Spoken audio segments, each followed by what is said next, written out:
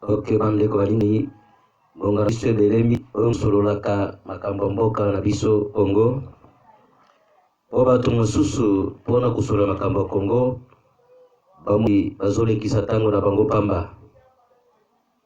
Emimonisama ete moto oyo alingi mboka na bango. Sikoyo soki yo olingi mboka te, ata bayebisi yo makambo nini okondima kango te. Na emission na biso ya mokolo malelo oyo ezali koloba Mafinga TV, oyo mosali oyo journaliste international Jean-Marie Mofingani pesa mokolo malelo. Merci beaucoup bandeko na ngai ba oyo nyonso bazali kolonda biso na betando na bino bandako esika nyonso bozali na diaspora congolais, Amérique ezala ta na Afrique du Sud bozali kolanda biso na ngongoyo. Nzambe ya Congo asalisa bino. Nayebi émission oyo euti koleka tosololaki makambo oyo etali communauté oyo ezali kobengama na kati na mboka ya biso Congo neti Banyamulenge to Banyarwanda. Yango oyo mokolo malele tokomi sikoyo na episode na yango ya mibale na signification ya kombo ango. Detina nini esika nyonso ozali na lingo pesa nga matoi po yoka signification yango ya Banyamulenge. Kombo Banyarwanda to Banyamulenge ezali ko signifie bahabitant ya Rwanda lokola bato nyonso babanzaka te, ou Banyamulenge lokola banatife ya Mulenge te.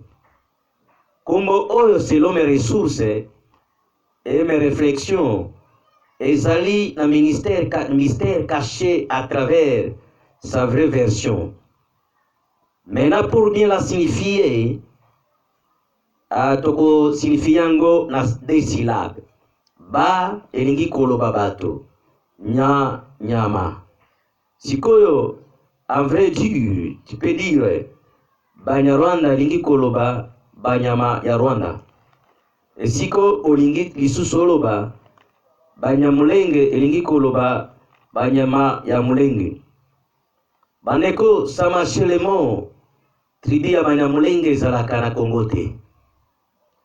Na bato oyo bazali ba Congolais d'origine congolaise te. Et puis en plus bakotikala kozalaka ba Congolais te. Wana lukuta na bango. Kombo oyo ya Banyamulenge bazwaki yango po ba tromper communauté internationale, opinion publique, ba différencier ba Rwandais ba oyo bavanda na Congo na ba Rwandais bazali na Rwanda.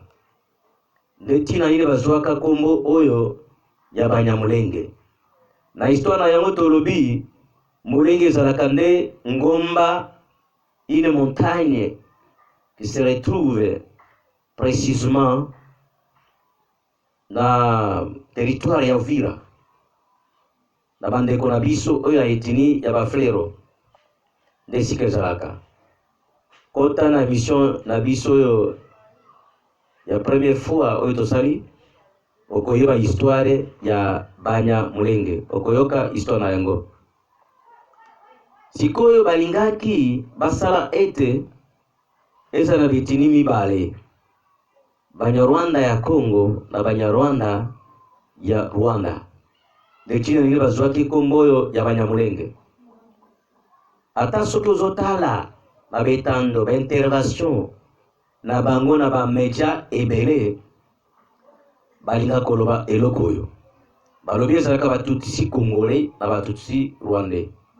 Une chose qui n'a jamais existé. Même si vous regardez dans l'histoire antérieure, vous n'en trouverez jamais. C'est pour cela, l'histoire na bango, ils allaient rendre bango justice.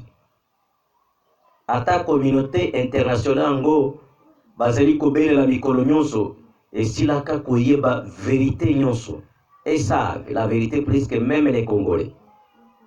Mais pour voir que mindele pe bazalaka ba hypocrite, ba incrédule, ba oyo ba privilégiaka ba intérêt na bango économique bazali ko soutenir bango kopesa bango minduki biloko nyonso bazali kopesa bango. Mais la vérité aneke mindele bayebi ndetika nini mikolo nyonso babelelaka mindele batikalaka kimia eloko moko basalaka te bayebi ya solo bato wana bazalaka bakongole te.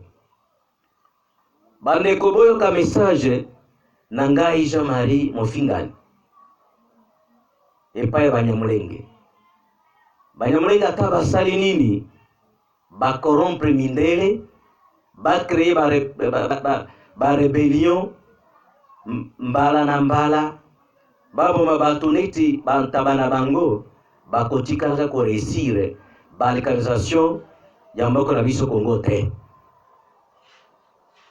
Même à la dernière minute de la fin du monde tokozongisaka bango epa na bango epi tokovandaka na bango na kimia te. Ce temps est déjà terminé. Il est maintenant temps de nous tenir debout tous les Congolais pour que nous puissions maintenant nous venger contre ces gens qui nous avons réussi avec un esprit de bon voisinage. Bango balingaka ngote. Zambe azanzoba te, ye en tant que créateur apesaka bato nyonso mabele na bango. Banyarwanda apesaki Rwanda na bango. Ba Tanzania ke kopesa bango Tanzanie na bango. Ba Kenya apesi Kenya na bango. Ba Burundi na bango. Ba Uganda na bango. Na biso pe ba Congolais kopesa mboka mabele oya bakoko. Mabele oya Congo kitoko peza. O mindele bakufelaka. Ezali nde mboka ya malonga. Bato bazoelela bakoma ba Congolais oyo eza mabele ya somosa. Sikoyo Banyarwanda lokola bazali bato bazalaka na lokoso ya mabele na biso banviaka Congo. Ndetina nini balingi babotola mabele na biso. Zambe akokota likambo oyo akokatango. Akofuta bango na makila nyonso ezali kotangama. Makila nyonso ezali kosopama na mboka Congo pona mboka na biso. Zambe akofuta ka bango. Bandeko, kala mingi te Zambe akosisite Moïse ya bakongole po ya kose venger na communauté oyo ya Banyarwanda bazali nyonso na Congo. Et en plus, bakongole tokosiejaka ka Rwanda wana. Kala mingi te tokotisa bitumba wana na bango bakolela na miloko mboka na bango. Bakosibir ba substance, bakosibir ba souffrance, ba meurtre oyo tozui na biso na Congo. Tokozongisa kango. Ata makomi lobite tout se paye ici-bas. Makambo nyonso ozali kosala ndeko na yo yebake mokolo mosusu ekozongila yo. Bandeko bokalikile bato oyo bamibengi lokola ba Congolais d'origine. Mais à la grande surprise, il parle le Kinyarwanda d'origine rwandaise. Ezali bomate.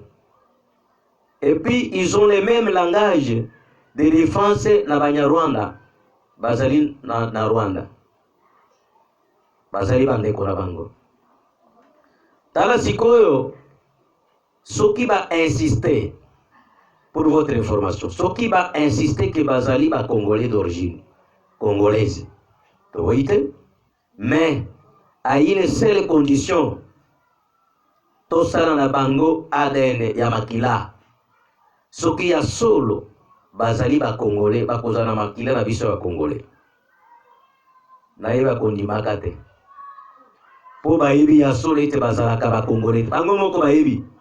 Sikoyo message nécrologique ona kopesa na Banyamulenge nyonso esika nyonso bazali na ba diaspora ebele partout dans le monde.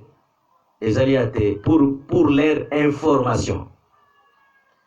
Ata Banyarwanda basali 100 ans. Ata basala 1000 ans, 10 000 ans, 100 000 ans, 1 million d'années na Congo. Makila na bango ekotikalaka ko changer ekoma ya ba Congolais d'origine te. Makila na bango ezalaka ya ba Rwandais. fois mille fois. Bandeko fungola matoi. Il y a plus d'histoire, il y a origine na bango, barwandais, et yebani. Et quand tu as s'effacer la mémoire, il y a monde entier. Pour tout le monde, yebani. Ils sont connus tous. Pour bazali ba peuple nomade. Usurpateur de la nationalité congolaise.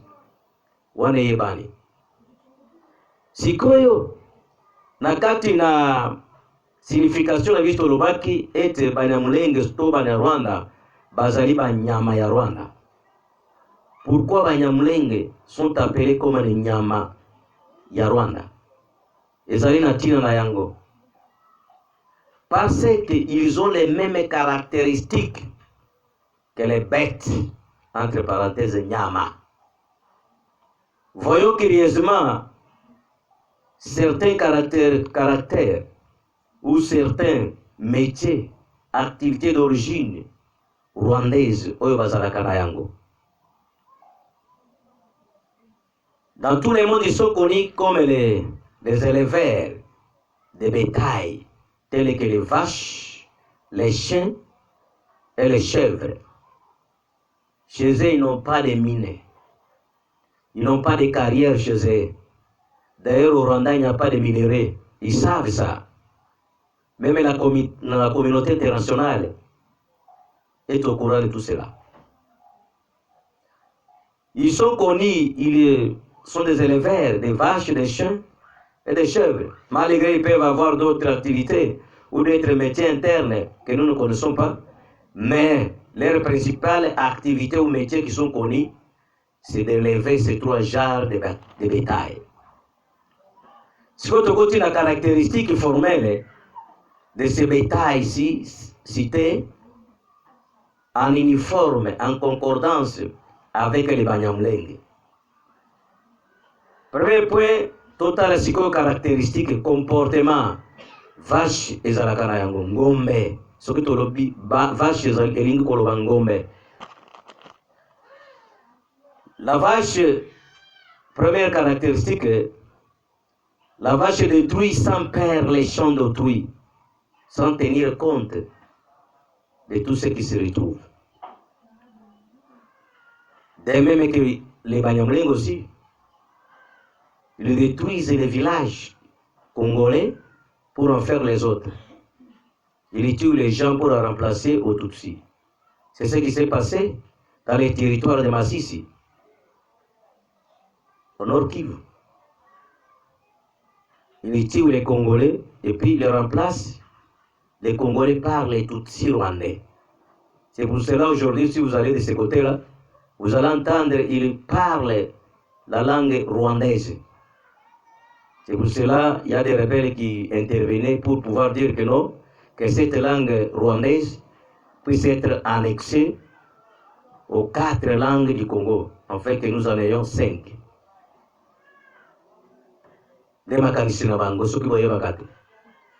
Et puis deuxième caractéristique, un Ngombe, il se croit être fort plus que ceux-là qui le guident. Ya mimoni lokola zakaramakasi koleka